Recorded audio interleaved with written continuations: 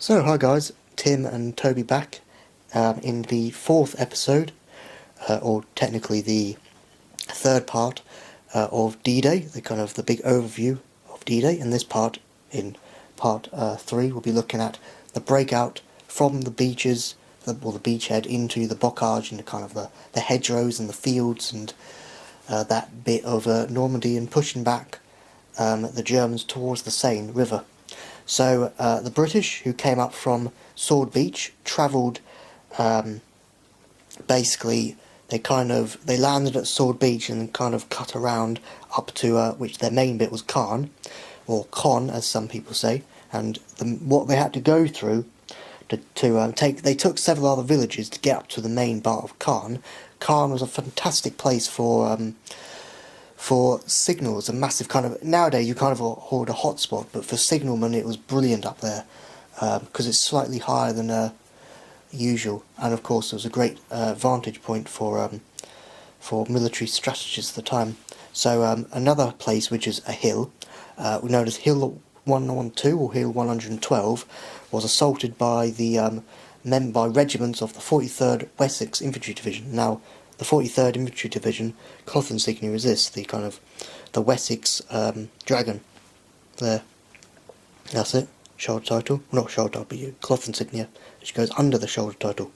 Yeah, and my grandfather, who was about 5'2", 5'3" in height, he can remember wading through. He was part of the 5th Battalion of the Dorsetshire Regiment. He was part of the 43rd Division, Wessex Division.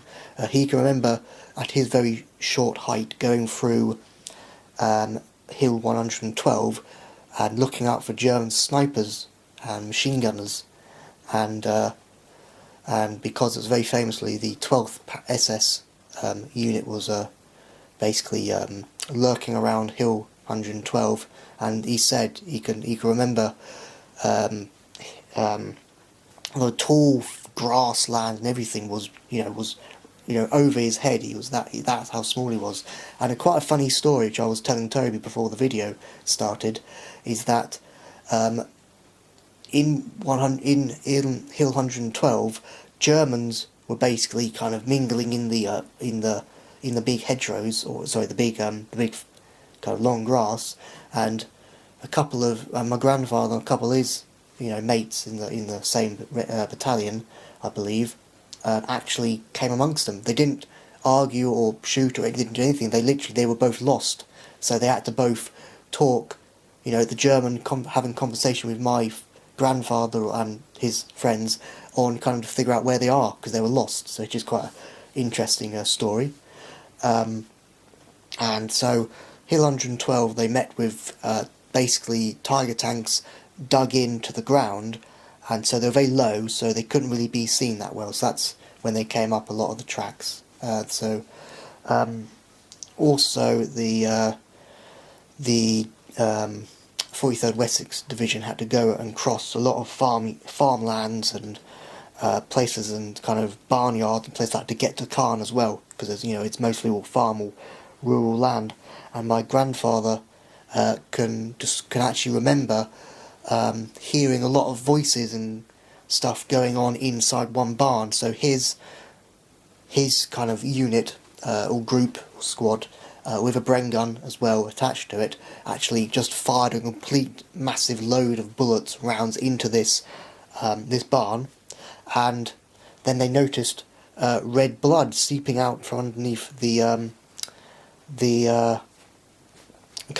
barn doors, and suddenly they found out that it wasn't blood. It was actually a massive vat of wine, which was just shot up and completely burst. And so they actually opened the doors, walked inside, and there was actually a small family actually inside, huddled up. So they're quite lucky, with all this gunfire going on. And then my grandfather, passing down the story to me, actually said that he actually took off his I think it was a Mark II steel helmet he had, or might have been a Mark III Turtle, but yeah, he took off his steel helmet and actually said, well, we'll better drink all this then. And he had a great big headache after that. That's one of his famous stories. And when they finally reached Caen, it was so heavily occupied that it was a house-to-house, street-to-street, hand-to-hand fighting with bayonets and everything in Caen, which my grandfather was part of, which is quite heroic, heroic feat. So the Canadians kind of went up to Bayeux. They landed in I can't remember exactly the place they landed, but there's a photo of it on the part two of the part two of the episode 4 on the series of it. But so they went up to Bayeux, and the men from the First Infantry Division who went up to Cherbourg went up to St. Lo to link up with the airborne divisions, and they were the American units. So Toby, do you want to just say a bit more about it? Yes. So, since this is, fairly early on in the kind of breakout and defence of the beachhead/bridgehead stage, I think it's necessary really to debunk one of the just biggest and most overblown things of the entire Second World War, which is the, counter-attack thing that went on at Villers-Bocage. Now, a lot of people, it's just been ridiculously overhyped over the years, regarding Michael Wittmann, very famous German tank case. I'm not really sure you need much introduction to him. Supposedly stopping it. So first of all, despite the casualties, which were very sad in that battle for the British and also the French, because the village was bombed to the ground afterwards, it didn't really have that much effect on us, to be honest. I mean, a relatively small attempt to try and do some outflanking that may or may not have worked anyway had been stopped, and the Germans had lost in that battle Tiger tanks, men, resources, stuff they really can't afford to replace. And Michael Wittmann himself only was in one part of that battle. He didn't actually take part in the subsequent raging fight for the village, which consumed vast quantities of men and material for both sides. So I think that's, necessary to debunk. Second of all, is the Polish were actually really, really quite a big part in Normandy, surprisingly. A lot of people don't know that, unfortunately, and they really more should be known, because, they really did play. I mean, we'll go on to Falaise after a bit, but they played a really big part. Speaking of German troops and stuff, so Tim mentioned the 12th SS. One thing that people always debate over is why the British stopped so early before Caen. Now, a bit of information that may or may not otherwise have been known is, so the 352nd Infantry Division, defending Omaha Beach from the Americans, was among the only infantry divisions equipped with Stug assault guns.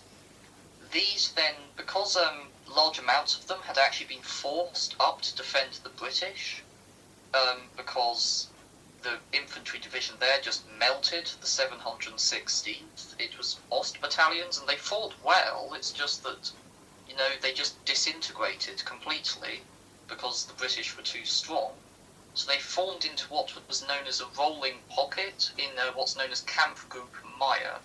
And they rotated basically around. Now, the headquarters stayed behind from this division to see if they could find the Fusilier Battalion of the 716th. But what actually happened was British armour appeared and just decimated them. Big explosions, Meyer died with basically the whole plan of German defences in the area on his body, which were then taken, of course, by the Allies, so they knew basically what the Germans were doing. So the 352nd, to try and not get these plans back, that's not the only reason, but also to kind of stop the British, mounted a counterattack with their Stugs, unknown to the 352nd and the British, what's known as the 21st Panzer Division, an army panzer division, the only one in Normandy at the time, equipped with just various different things like captured French tanks turned into assault guns, pretty odd, decided to advance on the British